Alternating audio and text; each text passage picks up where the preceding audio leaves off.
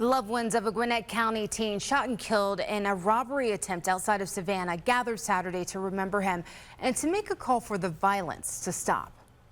For the family and friends of Antonio Thornton Jr., or TJ as he's known to them, it's hard not to smile when remembering what he meant to them. He's loving, he's caring, he's the greatest big brother ever.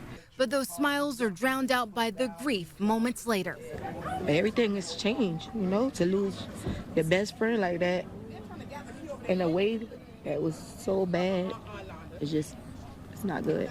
Taisha Abdullah gathered in this Loganville Park Saturday, joined by her son's family, friends, teachers, and coaches.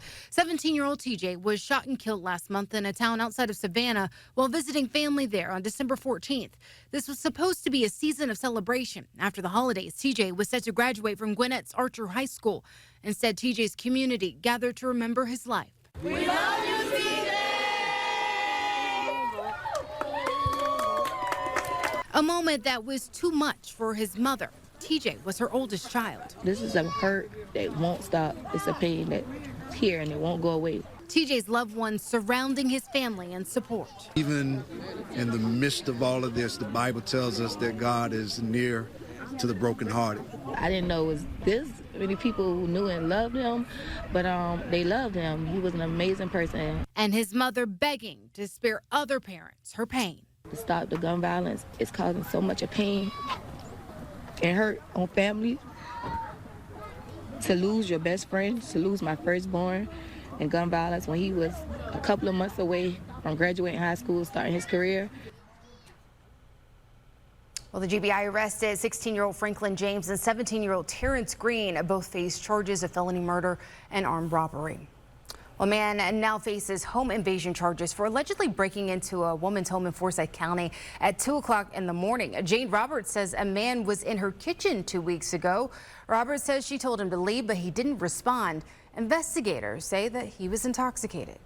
I would say the most important thing in a situation like this is stay calm. Trust in the Lord.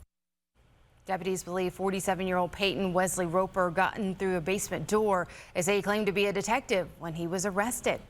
DeKalb County is supporting one of their own, an officer who lost her home in a fire. Tiaja Gillum lived in one of the 6 units damaged by a fire at the Las Palmas Apartments in Norcross 2 weeks ago.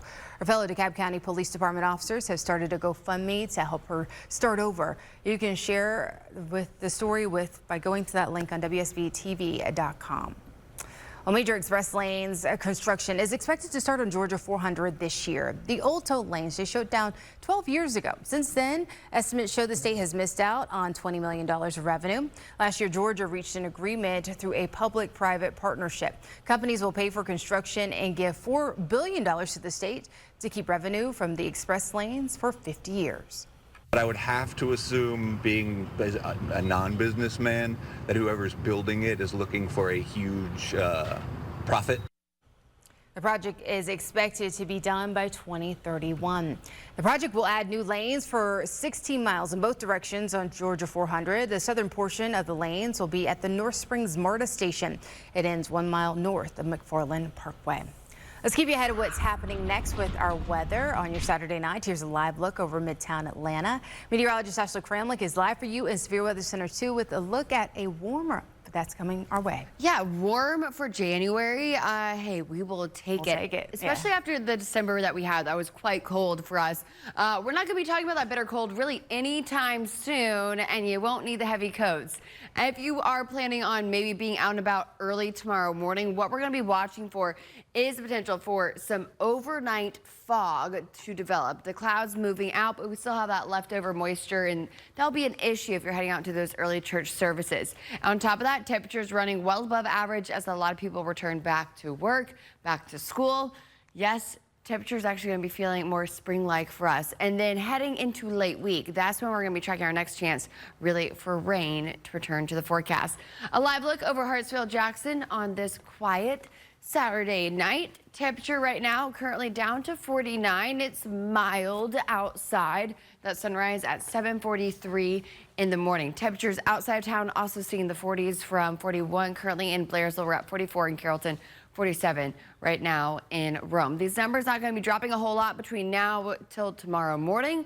We're looking at a lot of locations waking up to the low 40s, like us here in Atlanta at 42 tomorrow morning, 30s in Carrollton and Calhoun and Blairsville. But overall, much warmer than where we should be for this time of year. We do have a dense fog advisory out for most of the viewing area here. This runs us until 9 a.m. Sunday morning for the potential for some patchy to dense fog to form throughout our overnight hours. Already starting to see the signs of that.